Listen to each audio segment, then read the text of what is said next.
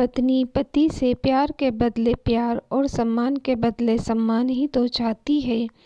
बहू शीतल रुको, यह घर तेरे पति का नहीं मेरा है। इस घर में मेरी चलेगी, जिसे मेरे इस फैसले से खुशी मिलती है वह रुके, और मेरे फैसले के खिलाफ जाएगा वह घर से बाहर जा सकता है। लेकिन बहू तुम इस घर से कहीं नहीं जाओगे। लेकिन मम्मी जी, इस घर में मेरा एक एक दिन बड़ी मुश्किल से कटता है। मैं इस दिखावे के बंधन से आज़ाद होना चाहती हूँ। बहू, वह शिकायत है जो तुमसे कभी कही नहीं गई, वह शिकायत जिसने तुम्हें घुट घुट कर जीने पर मजबूर कर दिया, मेरी इन अनुभवी आँखों से छुपा नहीं सकती। बहू, क्या तुम्हें सारी सास के प्यार पर, उसके व्यवहार पर कोई शक था?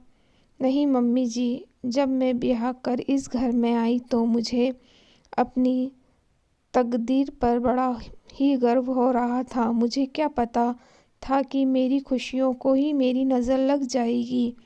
मम्मी जी, इस घर में मैं जितने दिन भी रही सिर्फ आपके प्यार और आपके व्यवहार के कारण। बहू, मैंने तुम्हारी आंखों में जब जब दर्द देखा तब तब मैंने तुम्हें प्यार से अपने दिल का हाल बताने को मजबूर किया, पर तुमने कभी शिकायत के एक लफ्ज़ भी नहीं कहे। बहू, मेरी एक बात को गांठ बांध लो, इसे मेरा तजुर्बा कहो या अनुभव। पत्नी पति की जागीर नहीं होती, उससे भी प्यार के बदले प्यार और सम्मान के बदले सम्मान की भूख होती है। मैं भले भांति जानती हूँ कि तुम्हारा पति मेरा बेटा है, तो क्या उसकी हर बात मानने पर तुम्हें मजबूर करूँगी? नहीं बहू, शायद तुमने यही सोचकर मुझसे कभी अपने दिल का हाल ना कहा, ना ही कभी कोई शिकायत की।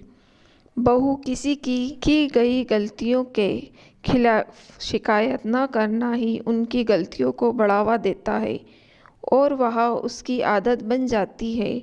शीतल ने कहा, मम्मी जी, मुझे माफ़ कर दीजिए, मैं आपके बेटे के साथ नहीं रह सकती।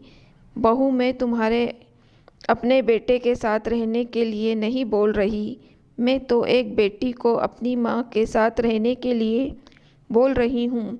देखो बहू, अगर मेरे बेटे को उसकी की गई गलती का पछतावा हो या उसे लगे कि उसने जो भी किया गलत किया है, तभी वह इस घर में हम माँ बेटी के बीच जगह पा सकता है, वरना उसके लिए इस घर में कोई जगह नहीं है।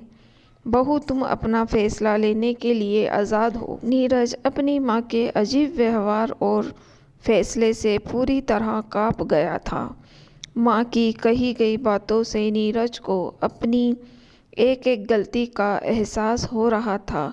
कितना खुश था वह शीतल को पाकर, पर धीरे धीरे नीरज का व्यवहार बदलता गया।